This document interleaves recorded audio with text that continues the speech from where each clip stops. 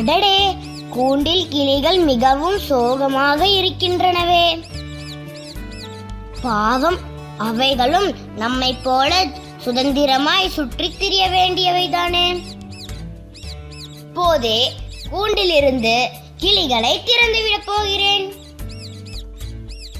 கூண்டில் 3 கிளிகள் உள்ளன.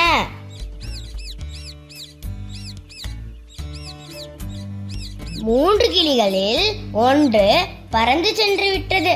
இப்போது கூண்டில் 2 கிளிகள் உள்ளன.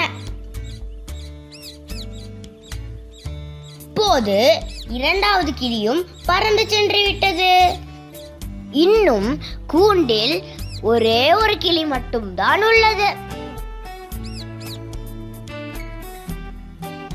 ஆஹா, அதுவும் பறந்து விட்டதே.